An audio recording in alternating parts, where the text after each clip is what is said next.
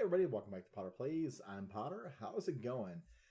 This is a different type of video. This is a response slash reaction video to the Magic Historian.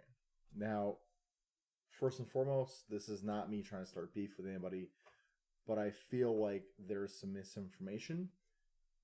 There is some misinformation that he was talking about in this recent video about MagicCon Chicago, so I figured, hey, I was there. I want to address some of these things. Also, I want to apologize if you hear a bunch of crunching noises. Our pupper is chewing one of his chew toys, so, positive, right? With that being said, I hope everybody had a great convention. I surely did. And what I want to get into the video is, the historian basically said, hey, he kind of combined a lot of things into like one giant experience, and frankly, that's not accurate. I was there at the Black Lotus VIP level. I really enjoyed it. Yes, there were some issues with the experience of MagicCon Chicago. However, I want to break it down at what they were, separate them, and give a better recount of what actually happened. So with that being said, let's get into it. First and foremost, the actual Magic merch store, he's correct. It did sell out of the pizza stickers within probably 20 minutes of the actual convention floor opening for VIPs. I was actually in line when it sold out, funnily enough. However, that's the specific MagicCon merch store, not every other vendor that was there that had product to sell. The reason I state that is Ultra Pro, which had a very limited edition playmat for Fallout, day one, that's a separate entity as it is. Day one, they oversold playmats. And frankly, Ultra Pro, they know they shouldn't do that, but we'll get into it later on in a different video. Basically, day one, they oversold playmats, and that made a lot of people very angry because, like, hey, all the VIP people bought a bunch. Where's the rest for who are non-VIPs? I agree with that. However, again, that's a separate entity. That's not Wizards. That's not Repop. That's Ultra Pro doing Ultra Pro things. So yeah. And as for that's like number one. Okay. Number two is the command zone area, the ticketed event area. Yes, a lot of things sold out before the actual convention started.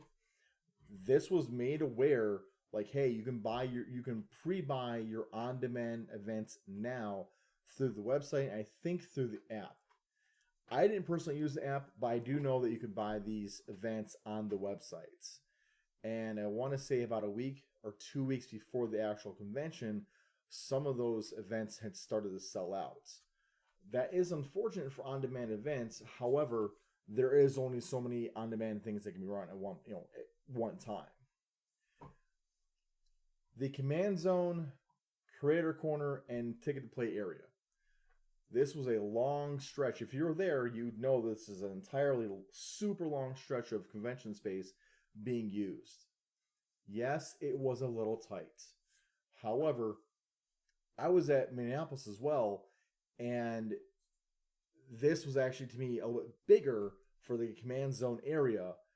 It was still kind of packed, but I mean, there's, 60,000 people you're trying to fit into one space? Get into that later. The ticket to play area took over a couple of tables reserved for the command zone area for free play, basically. And they didn't charge you $40 a person for those on-demand events. It was $10. So they're making $40, not 160, yeah, 40, 80, yeah, 160. They weren't making that. If they were, that'd be like, yo, Wizards, whoa, stop. All right. Anyways, as for the command zone area and free play, from what I saw, there were circular tables that were not connected in any shape, way, or form to the command zone, like where all the free play is happening as it is. And a lot of people are just over there opening packs or hanging out, talking, stuff like that. So I'm not sure where the circular tables came into. I walked the entire convention. The circular tables I saw either were guests were sitting at or in a different spot. The command zone area had those super long, rectangular tables that 4 to 6, 8 people can sit at. With that being said, it was, again, I will admit, it was a little cramped. However, they're running. It's a big space, but you have a lot of people. There's only so much you can do. However, I do feel like there was enough space for everybody to play at. I got a ton of games in. I was able to go to any table I wanted to and say, hey, I'm willing to play this game, right? On top of that, outside of the actual convention, so you have the entrance to the convention center, like the actual hall, let's say vendor hall and command zone. Outside of there, they actually had several tables. I want to say probably a dozen to 2 dozen tables, same rectangular tables where you could play anything you want to do. Specifically Commander, yeah, but like that's what you're there for.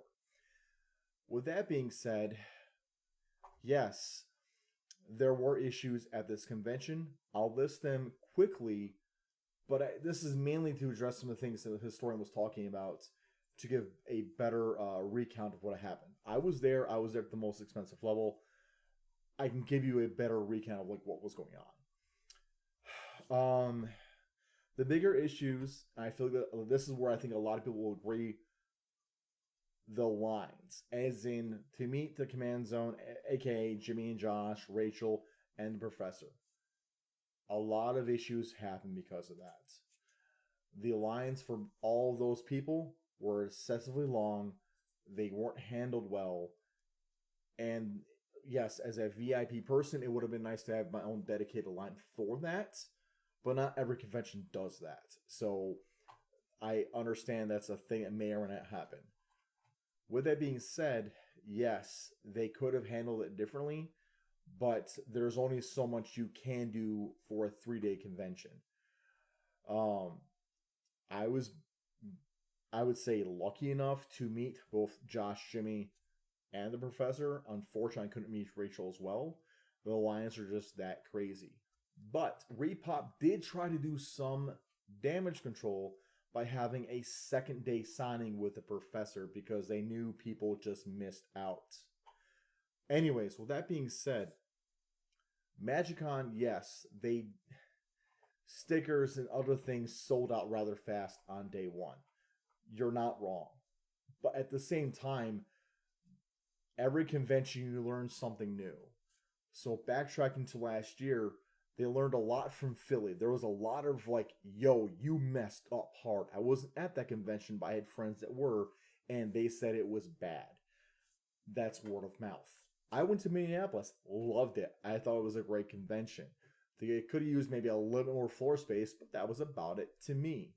This convention, having other celebrities there, was pretty cool, but the line situation is a thing that Repop, MagicCon, whoever, they need to work on. I agree there. However, I feel it's a bit of misinformation from whoever talked to the historian about all the events happening. Yes, things weren't the greatest, but I do feel that it was pretty dang cool for everything that was happening. The VIP lounge. From Minneapolis to here, there are some differences. Data. Sorry, he's chewing on his bone and being silly. Yeah.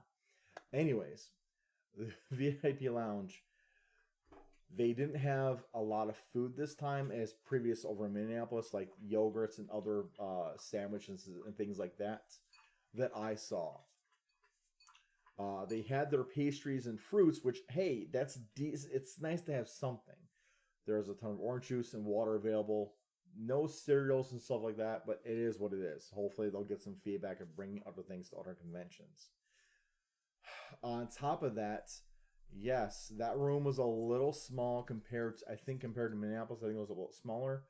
Also, not as many content creators were in that room, and I get it. That's a VIP room, but I do feel like if you're a content creator, I saw some in there. I saw Mental Misplay. I want to say I saw a Voxy once. I could be wrong, but there was a lot of people going in and out of that room. Okay, but yeah, the VIP lounge, I would say it changes each time. They could have done more, had more, let's say, substantial foods available. or had other content creators at a certain time block. I understand that, yes, these content creators, just like everybody else, they're all humans. They need time. And yeah, they're here for the convention as well. But I do feel that, hey, maybe having a couple of these people come up here, hey, they'll be here at this such and such time.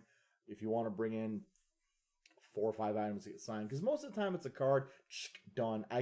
If I was going to sign cards, I could probably sign, 10 cards within a couple minutes, if that. But again, that's just an example. With that being said, later on I'll make a different video kind of recapping everything going on with the convention plus the other issues happening. But I wanted to give a more accurate recount of what happened at MagicCon, what the experiences were, and what was going on. So again, I'm not trying to start beef with the historian, but I wanted to give a different recap of what actually happened because I was there. So with that being said, have a great one, and I'll see you later. Bye!